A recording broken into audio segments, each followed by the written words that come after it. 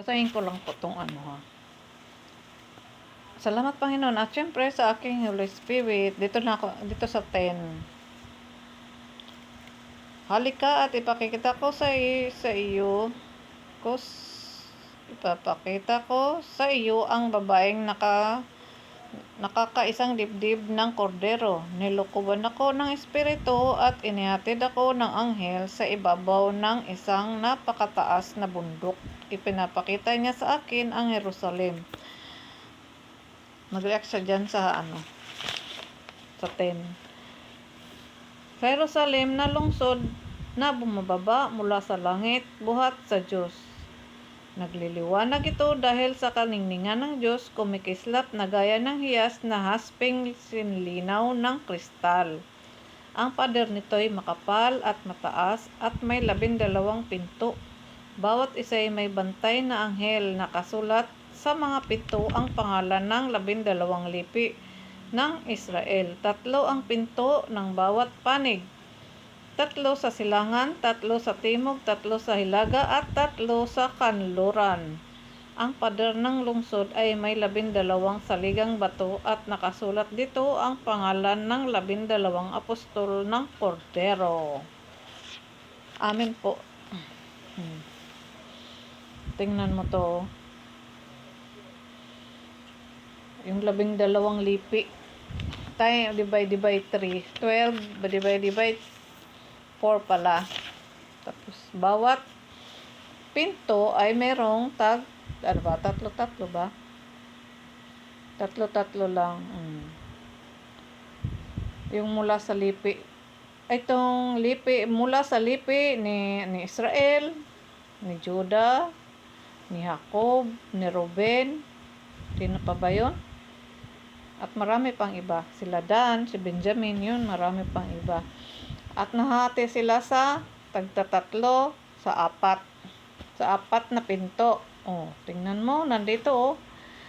Ewan ko lang kung ngayong kasalukuyan to.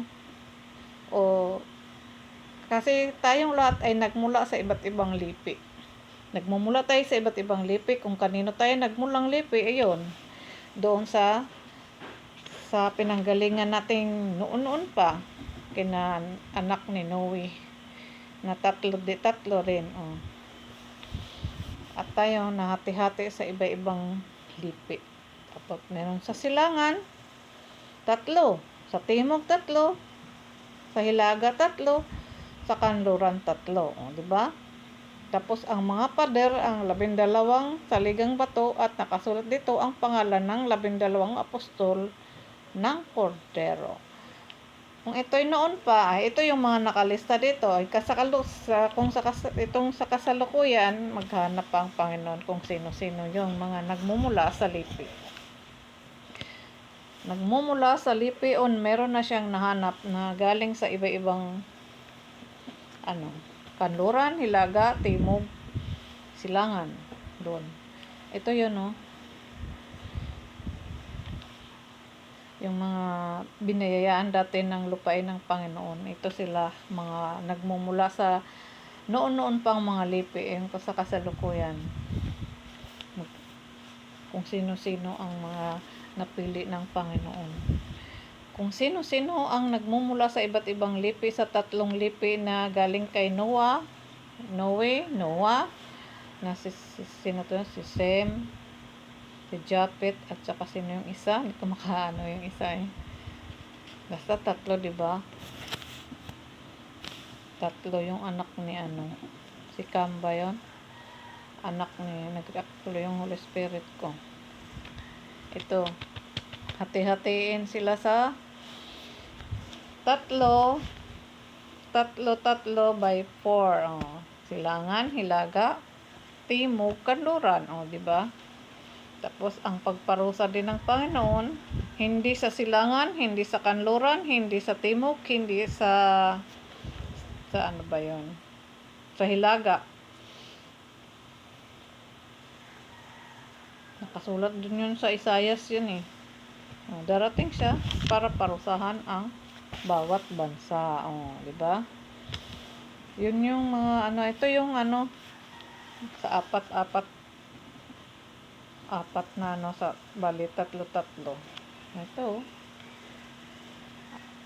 Tapos yung mga pangalan nakasulat sa bawat pinto nila. Tatlo ang pinto rin. Oh. Nakasulat naman dito. Oh. Pangalan ng 12 apostol ng Cordero. Doon sa mga pader at ng lungsod na may 12 saligang bato. Nakasulat doon. Halimbawa, mula ka sa lahi ni Dan. Nandito na yan. Sa lahi ni Neftali, Meneses, Simeon, Levi, Isakar, Zebulun, Jose, Benjamin, si Judah, si Gad pala, Gad. Walang Dan. Si Gad pala to eh. Si Israel, si Ruben, si Aser, doon. Tatlo bawat apat. Pinaghati-hati. Kung noon pa to, mga dating apostol. Sino yung mga tinawag ng Panginoon? Malalaman natin. Yung iba alam tong mga family tree na ganito. Marunong sila eh. Ako hindi. Tama naman yun. Kung paano mag-trace ng mga lahi-lahi. Alam niyo yan. Mga scientists, alam na. Kung sa dugo papadaan, makikita nila yan. Kung sa balat, hindi ko alam. Nakasulat naman lahat dito. At mula sa bawat pinto, 12 pinto, kasi tatlo nga naman. Tatlong ano.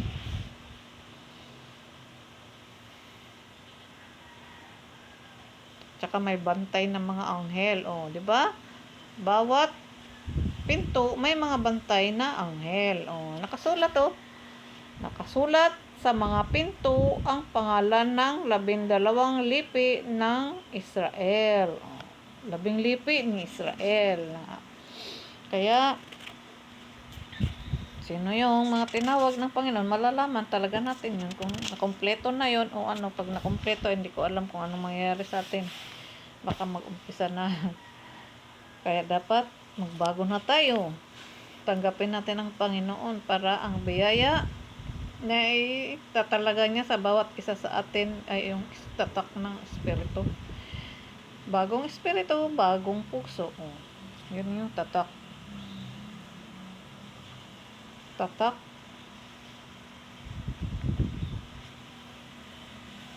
Ang bawat, siguro yung, hindi ko maano wag muna yon kasi hindi ko matiyak. Pag natiyak ko na, magtanong muna kasi kay God. Yun lang, salamat hanggang, hindi pa ako naputol. Mamaya tigukin na naman ako eh. Tuloy ko ha. Ang anghel na nagsalita sa akin ay may hawak na gintong panukat upang sukatin ang lungsod, ang mga pinto at pader nito. Parisukat. Parisukat. Ano ba yung parisukat? Square man yung green na yan. Square. Parisukat. Ang lungsod, kung ano ang haba, ay sharing luwang. Sinukat ng anghel ang lungsod. 2,400 kilometro ang haba at ang luwang, gayon din ang taas. Sinukat din niya ang pader, 216 na talampakan ang taas.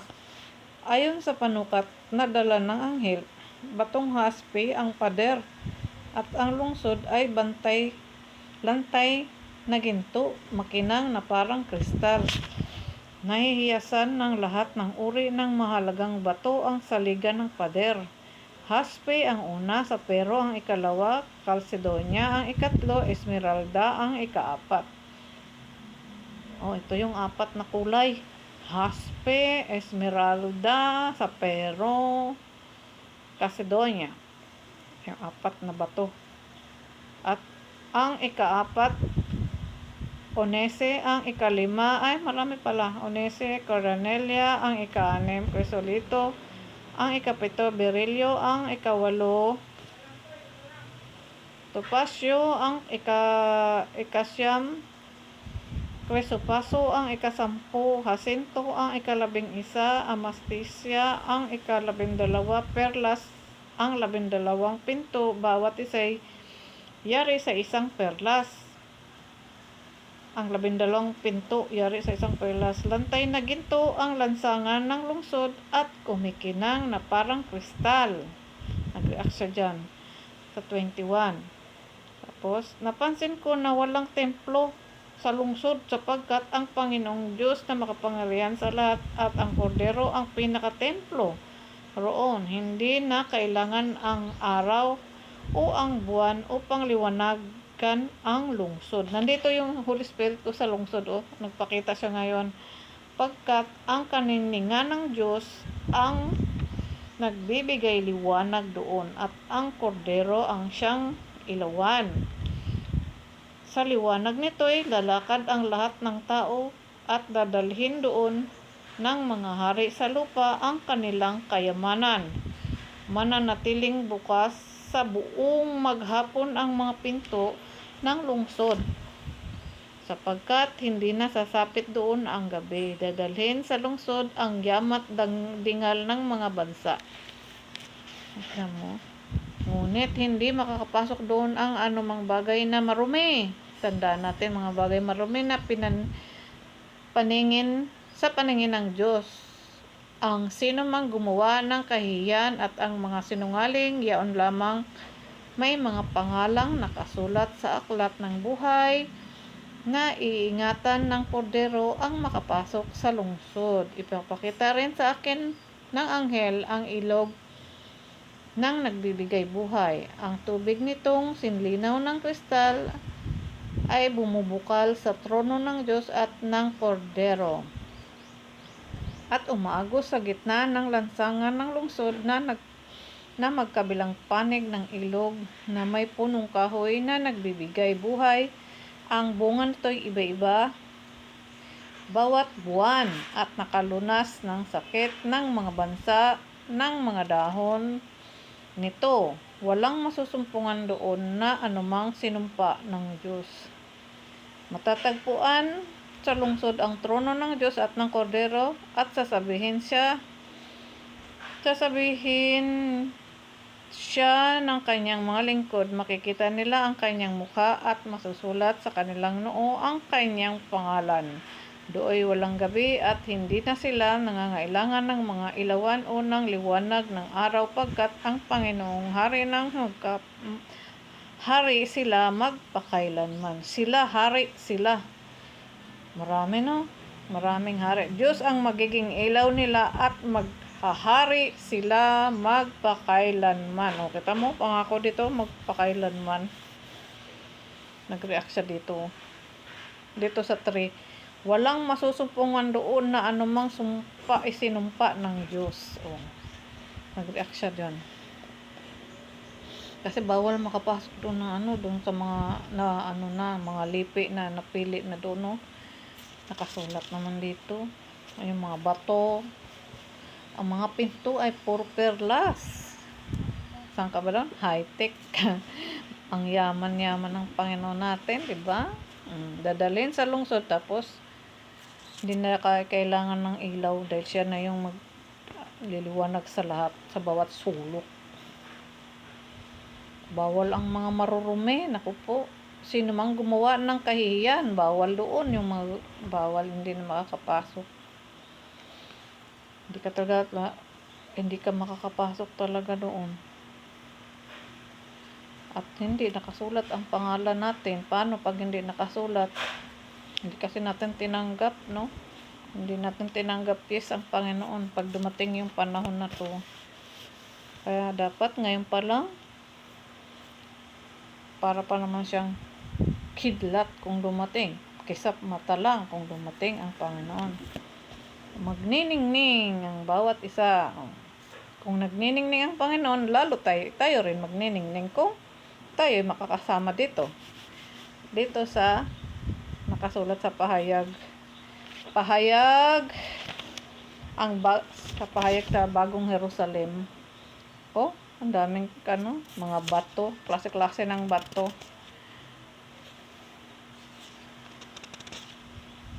Kristal. Yung pinakita nan sa akin yung kristal na tapos yung sahig kristal. Ibig sabihin, baka nasa ilalim ng dagat tayo ang kaharian, o galing sa taas, tapos bababa, o galing sa, sa taas. Mga perlas yung mga pinto.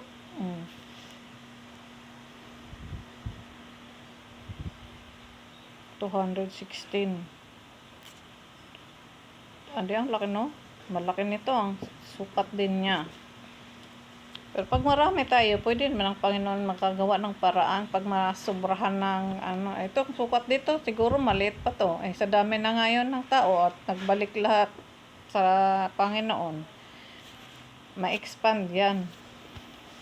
Diba? Wala na, nasa ba yung isa? Lalakad ang lahat ng tao at dadalhin doon sa mga hari sa lupa. Mga hari sa lupa. Sino kaya yung mga hari? Ang panahon na yan, no? Darating na yan. Sino-sino kaya yung mga haring yon? At manatiling bukas maghapon ang mga pinto. Nag-react yung Holy Spirit. Ang dami.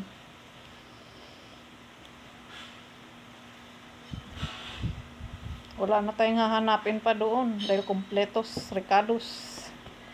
At yung mga puno doon, mga dahon, gamot sa bawat ano ba yun? Walang masusumpungan doon na anumang sinumpa ng Diyos.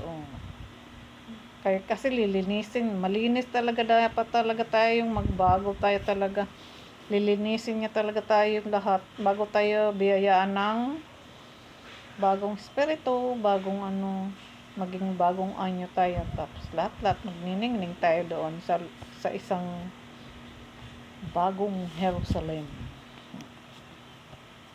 Jerusalem na makalangit na yon, hindi na yung Jerusalem na makalupa. Kaya ang Jerusalem na makalupa yung sa Zion, di ba yun? Sa Zion. Yung dun kay sino ba yun? Yung alipin na si Agar. Ay, nag-react yung Holy Spirit ko. Di ba yun? Siya yung kwento doon kay Abraham. Ang alipin ni Abraham, nagkaanak sa doon. Kasi yun, alipin ni Abraham. At sa ba yun? Nagliwanag dito kanina yung lungsod. Buwan, Kailangan ng araw o ang buwan upang liwanagan ang lungsod ng pagkat ang kaningningan ng Diyos ang nagbibigay liwanag doon sa buong lungsod. Lungsod na yun, hindi na baryo, hindi na lungsod ng tawag doon. Dito sa lungsod yung liwanag, nagpakita siya ngayon sa akin. Araw-araw naman siya nagpapakita, kaso nga lang dito sa Bible ngayon uli bumalik siya. Minsan hindi ko napapansin dahil mabilis nga nagpapakita siya. Minsan tumitigil talaga yung liwanag na yun, nagtitigil para makita ko siya. Bago pag nagsalita na ako nakita ko na siya doon, nawawala na siya. At mawala na siya ngayon. Kanina doon siya habang nagbabasa ko. Nung natapos na at nasabi ko na nagpakita, nawala na siya. Ngayon wala na, hindi na siya. Pero dati talagang tutungtong yan siya doon. Pag ayaw niya pang umalis, hindi talaga siya alis. Yun ang ng Holy Spirit para sa akin. Nagpapakita siya sa akin. Minsan saglit lang, minsan lang. Kaya kailangan talaga mabilis yung mata ko. Apat na yung mata ko. Kailangan talaga mabilis ang mata ko kasi yung kahit nga yung sa bibigay nilang pangitain, yung kahapon yung nag-stop yung mga sasakyan at meron ding bibig, umistop yung bibig, tumigil kumbaga yung bibig, parang ang bibig puno ng pagkain tapos tumigil yun. May kasama yung bibig, ngayon ko lang naalala na meron pa yung kasama bibig. Huminto sa pagkain yung kasi yun yung mga nakasulat dito rin sa Ezekiel na manginginig ka sa pagkain, pag-inom doon. Ay, nag-react yung Holy Spirit ko. doon. Manginginig ka talaga, lalo na pag may kalamidad dumating, tapos natsempuhan ka kumakain. O, di ba? Takot na takot ka ngayon. O, hindi mo alam kung anong gagawin natin kasi pag dumating yung mga, wag naman sana po, mga kalamidad, bigla-bigla, kung anong ginagawa mo. Ganon din yung pagdating ng Panginoon. Kaya, lagi tayo dapat handa dahil pag nadatnan tayo sa maling paraan, nasa paggawa ng pagnanakaw, paggawa ng panghahalay, pangangalunya, o pagpatay, o pagsisinungaling, pag natsimpuan tayong nadatnan tayo ng ganun, talagang hindi tayo hindi tayo makaano ng Panginoon ay na nagkasala tayong lahat sa pagdating niya eh. Nadatnan tayo ng ganun. Kaya dapat nga, kailangan talagang handa tayo araw-araw dahil hindi natin alam kung kailan ang pagdating ng Panginoon. Tingnan mo yung kalamidad, oh.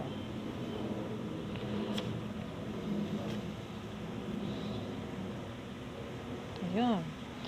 Salamat kung kayo nakikinig mga gwapo-gwapa dyan. At syempre, salamat muli sa Panginoon at syempre sa aking Holy Spirit na nagpakita sa akin ngayon dito. Natutuwa na naman ako. Pero lagi naman siya nagpapakita sa akin. Kahit saan. Pag nakatingin ako doon, nakikita ko siya. Nakatingin ko doon, nakikita ko siya. Dito sa side, nakikita ko siya. Dito, nakikita ko siya. Yun nga lang, saglitan lang. Kumbaga saan, parang pag naliligo ako, nandoon rin yun. Parang binabantayan niya ako. Kasi maraming mga taong alam niyo na yun. Kaya pag naliligo ako, sinasabi ko na sana bantayan niya ako para hindi ako makita. Marami kasing mga dyan eh. Ayan na naman ang green. Bakit kaya ang green gustong-gusto niyang kuhanan yung picture ko? Kaya nag-react siya. Ang dami ng reaction ngayon. Baka patigilin niya ako ng pagsasalita. Kasi yung iba sabi nga, keep your mouth shut. Hindi naman kasi pagka ayaw ng Panginoon na magsalita ako, iniikom niya yung bibig ko. Totoo yan. Kasulat rin yan dito. Hipuin yung bibig mo. Pag ayaw niya yung nagdadala ko, hipuin niya. Tapos pagka meron akong mga sinasabi na magre-reply yan sa akin. Makikita ko yan sa mga mensahe.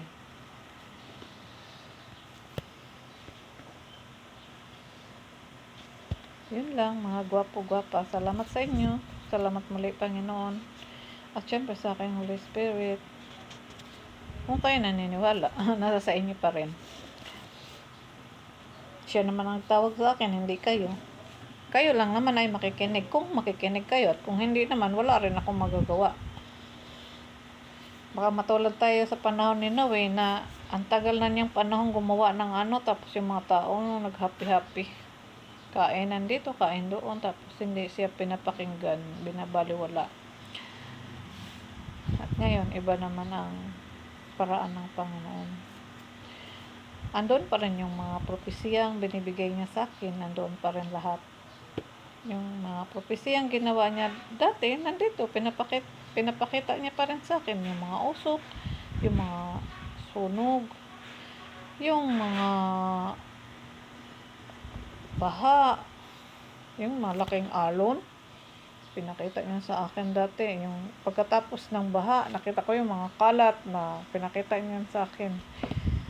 Mga ganun, mga baha, yung mga usok na itim, yung mga yelong kapal-kapal na, pinapakita talaga yan sa akin. Ngayon, bago naman yung kotse naman na naka-stack up at saka bibig. Mga bibig. Isa lang yung bibig nakita ko, hindi mga isa lang. Ay di syempre tayong lahat, pagka natulalay talaga tayo pag biglang may dumating na sakuna, wag naman.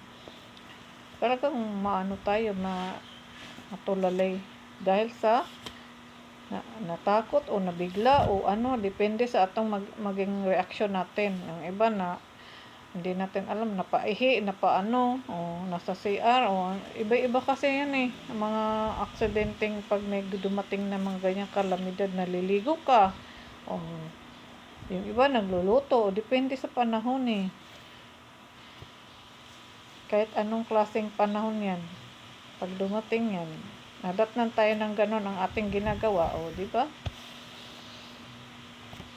Nagkakagawa tayo ng kasalanan, nadatnan tayo ng ganon, o ay wala talaga tayong, hindi talaga tayo maligtas kung nadatnan tayo sa ganong sitwasyon, tapos biglang dumating yung Panginoon. Kung ang Panginoon biglang dumating, tapos nadatnan tayo ng ganong sitwasyon, o kung kalamidad, mapapatawad pa tayo. Pero kung ang Panginoon na biglang dumating, paano na? Huli na. Baka nandoon na yung tatawag ka, Diyos ko, Diyos ko. O, ganun. Panginoon, Panginoon, tulungan mo ako. O, sasabihin sa'yo, sino ka? O, binigyan kita ng chance na magbago, pero hindi ka nagbago. Ano? O, sasabihin, hindi kita kilala. Paano kita makikilala? Ngayon ka lang tumawag sa akin. O, ilang beses ka nang tinawag, hindi ka nakikinig, hindi ka nagbabago. O, di ba? Tapos sasabihin mo, Diyos ko, Diyos ko. O. Yung iba pinagmamalaki yung mga ginagawa niya. O, sabihin ng Panginoon, hindi ko alam yan, hindi kita nakitang gumagawa ng ganyan. Kasi nga hindi siya nagbago. Walang pagbabago ang ginawa niya sa buhay. Kaya, kailangan talagang magbago tayo para pag biglang dumating ang Panginoon, nadatnan tayo sa tamang kalagayan, maliligtas tayong lahat, di ba? Nasa sa atin naman yun. Kaya nga magtiis. Nandoon yung pagtitiis natin. Kasama yun sa mga tuntunin ng Panginoon para sa atin. Siya nga nagtitiis sa atin. Kung kailan tayo magbalik loob sa Kanya. Inaantay nga tayo. Laking kamay niya. Gaganyanin tayo. Tanggap na tanggap tayo kung magbago tayo. Binabaliwala natin. Nire-reject natin ang Panginoon. Nag-react pa siya doon. Kaya nga tayong patawarin, tayo lang ang nagmamatigas. Matigas daw ang ulo. Ako ganyan din. Lahat naman tayo, may ganong katigasan ng ulo. Hindi lang naman ako, tayong lahat. Siyempre, hindi ako sumusunod sa tao. Ang sinusunod ko yung Panginoon. Kung ano yung ano niya. Ang dami niya nga mensahe kanina sa akin. Sabi ko, Panginoon, hindi ko maintindihan. Tapos dito, pagka nagbasa ko na, doon siya nagre-react sa mga pinagbabasa ko. Di, nandoon pala yon. Yung mga gusto niyang ipahayag ko sa ating lahat.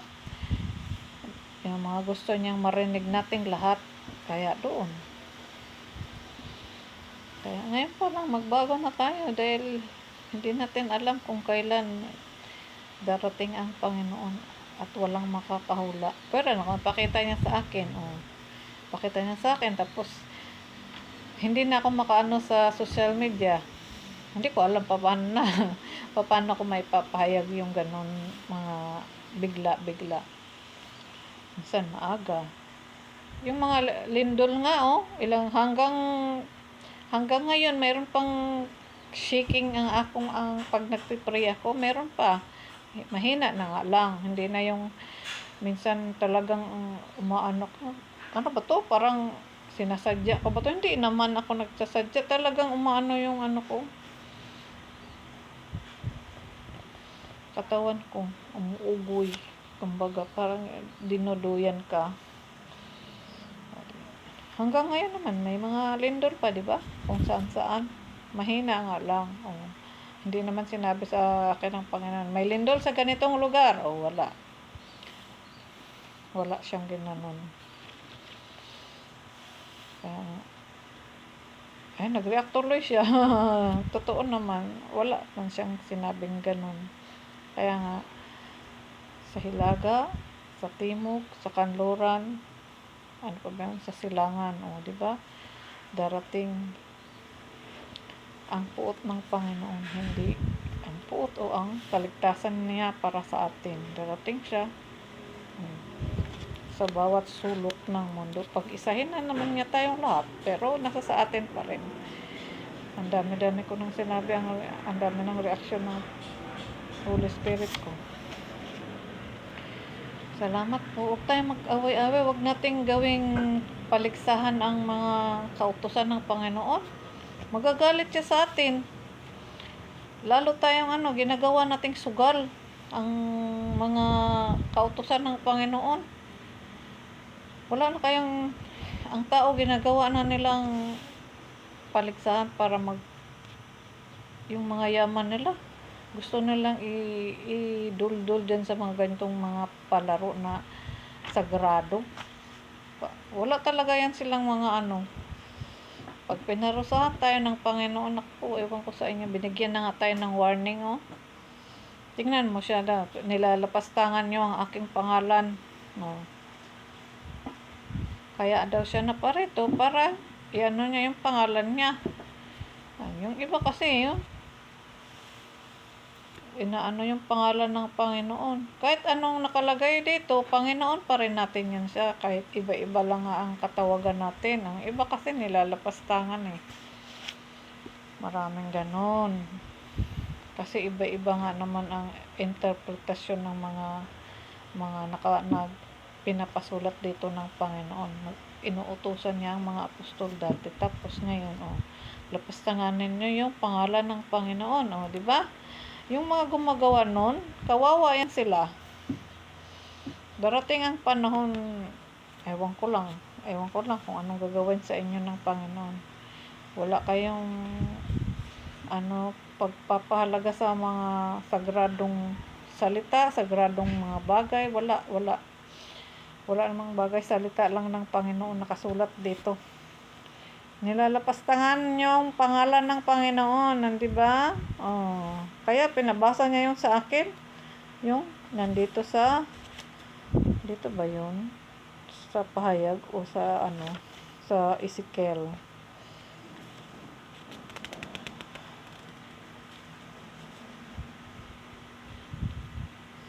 Hindi kasi yung iba kasi mahirap papagpaniwalain. Mahirap sila papaniwalain sa mga salita ng Diyos. Kasi nga, mula bata pa, wala silang nakuhang aral na mabuti mula sa Panginoon. Kaya ganun.